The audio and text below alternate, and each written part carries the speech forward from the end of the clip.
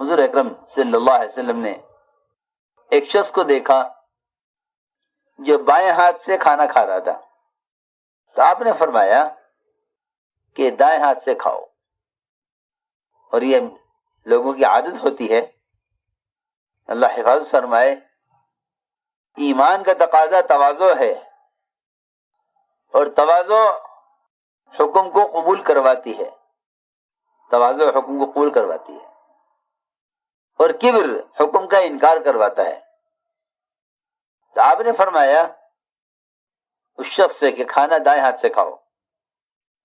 اس نے کہا کہ میرا تو یہ ہاتھ اٹھتا نہیں ہے، میرا یہ ہاتھ اٹھتا نہیں ہے. یہ ایک ایسی مثال ہے، یہ واقعہ کہ اللہ تعالی حفاظت فرمائے. بہت سے لوگ اس طرح کے واقعات میں فیل ہو جاتے ہیں. میری بات بہت دھیان سے سننی پڑے گی. وہ اپنی حیثیت کو بچانے کے لیے اس لیے کہ جن کے پاس عزتیں جھوٹی ہوتی ہیں انہیں ہر وقت اپنی عزت کو بچانے کا فکر رہتا ہے. اور جو اللہ کے یہاں عزیز ہوتے ہیں، انہیں کبھی اس بات کا خیال بھی نہیں آتا کہ اس حکم کے پورا کرنے میں ہماری عزت چلی جائے گی. کبھی خیال بھی نہیں آتا. بلکہ جب عمر رضی اللہ عنہ یہ کہا گیا کہ اس وقت اگر آپ یہ کپڑے بدل دیں اور یہ سواری بدل دیں تو اس وقت کا تقاضا یہ ہے کہ لوگ آپ کو عزت کی نظر سے دیکھیں گے. تو فرمایا کہ اگر ہم نے عزت وہاں تلاش کی جہاں سے ہم ذلت سے نکالے گئے ہیں، تو پھر اللہ ہمیں دوبارہ ذلیل کریں گے. ہم نے اگر عزت کے راستے سے ہٹ کر عزت تلاش کی تو اللہ ہمیں دوبارہ ذلیل کریں گے.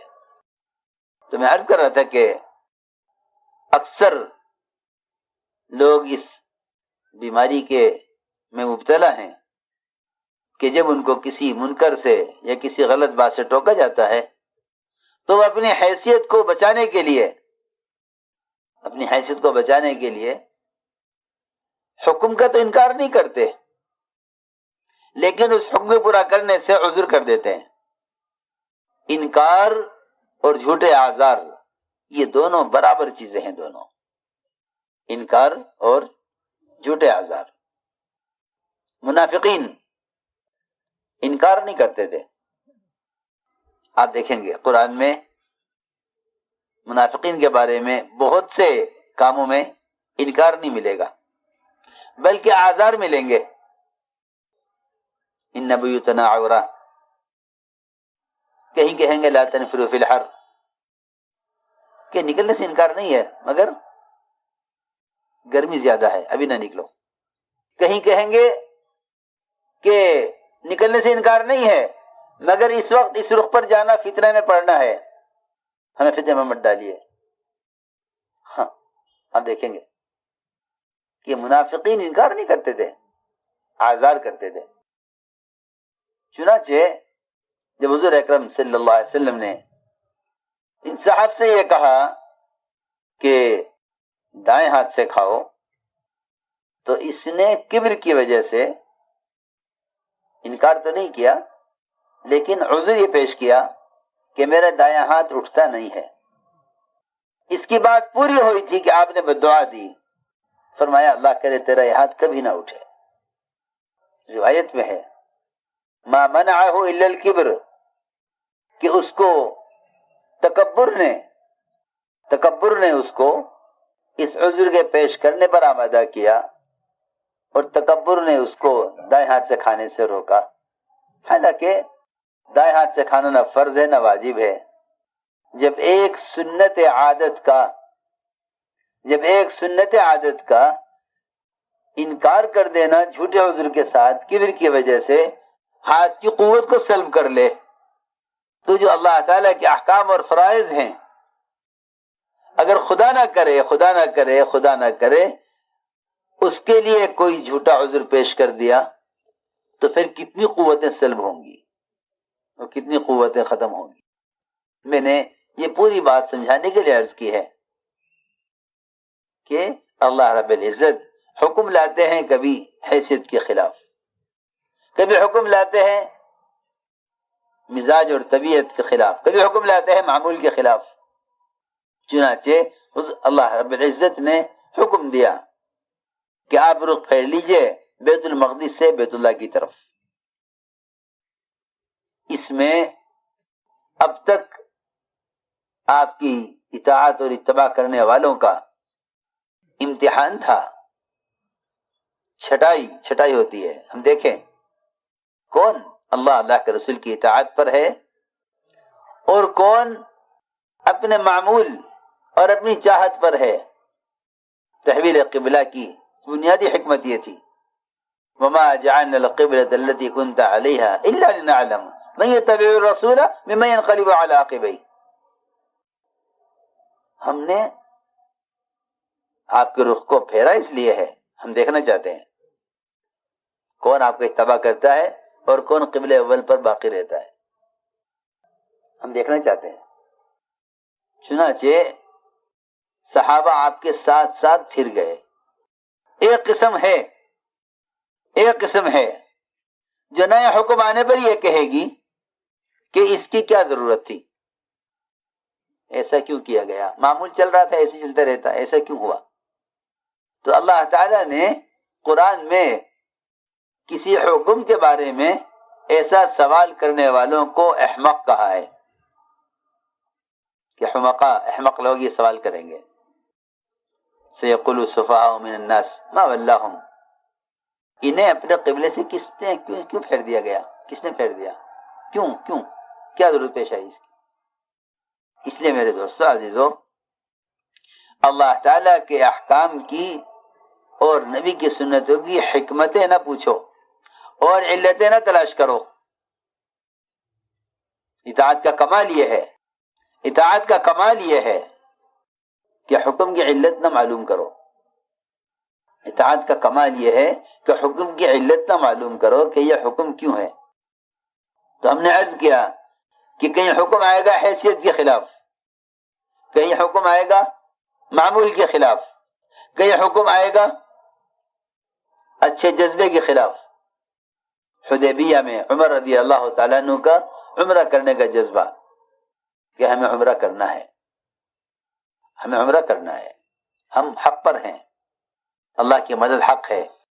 حکم آیا کہ واپس جائیں، سنو، حکم آیا کہ واپس جائیں، حکم ہی آیا کہ واپس جائیں. تم اپنے اچھے جذبے کو قربان کرو حکم پر. ہمارے یہاں فتح اس کو کہتے ہیں.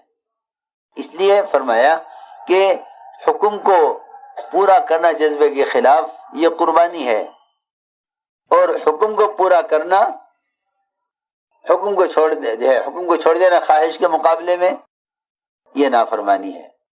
اچھے جذبے کو پورا کر لینا حکم کے خلاف یہ نافرمانی ہے. اچھے جذبے کو چھوڑ دینا حکم پر یہ قربانی ہے.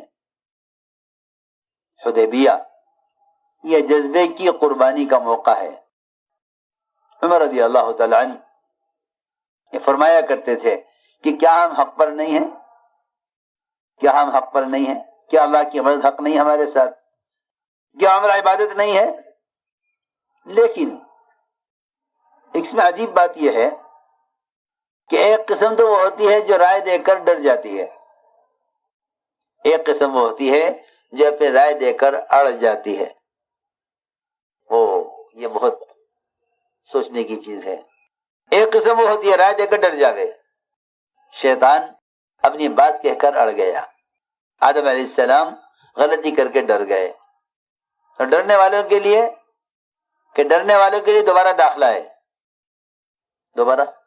دوبارہ داخلہ پکی بات ہے. وَلِمَنْ خَافَ مَقَامَ رَبِّهِ جَنَّتَانِ ذَلِكَ لِمَنْ خَافَ مَقَامِ وَخَافَ وَعِيدِ. ڈرنے والے کے لیے داخلہ دوبارہ یقینی ہے، اڑنے والے کے لیے داخلہ ممکن نہیں ہے. ہاں تو قسمیں ہیں لوگوں کی. عمر رضی اللہ تعالی عنہ اس امت کے ملہم کہلاتے ہیں، اللہ کی طرف صحیح بات دل میں ڈالی جاتی تھی۔ حضرت عمر رضی اللہ عنہ اس امت کے ملہم کہلاتے ہیں کہ اللہ کی طرف سے صحیح بات دل میں ڈالی جاتی تھی۔ عمر رضی اللہ تعالی عنہ اتنا ڈر گئے عمرے کی رائے دے کر، اتنا ڈر گئے کہ روایت میں ہے کہ اپنی سواری کو لے کر صحابہ سے الگ ہو گئے کہ اس وقت جو قرآن نازل ہو رہا ہے، وحی آ رہی ہے، وہ میرے خلاف آ رہی ہے، عذاب مجھ پر آئے، میرے ساتھیوں پر نہ آئے۔ جو آدمی رائے دے کر اللہ کے عذاب سے ڈر رہا ہو، حالانکہ رائے عمرہ کرنے کی، عجیب بات ہے، رائے عمرہ کرنے کی ہے، حق پر جمنے کی ہے، اللہ کی مدد کے یقین کی وجہ سے کہ اللہ کی مدد حق ہے، ہم حق پر ہیں، پھر رائے دے کے اتنا ڈر گئے کہ فرماتے ہیں کہ میں سواری کو لے کر ساتھیوں سے الگ ہو گیا کہ اللہ کا عذاب مجھ پر آئے، میرے ساتھیوں پر نہ آئے۔ بلکہ فرمایا کرتے تھے کہ میں نے پوری زندگی صدقات کیے، پوری زندگی نیک اعمال کیے، اے اللہ میرا اس دن کا گناہ معاف کر دے، میں عمرہ کرنے پر کیوں اڑ گیا تھا۔ اللہ اکبر، ایسے ہوتے ہیں مخلصین۔ حضرت عمر رضی اللہ تعالی عنہ ڈر گئے رائے دے کر۔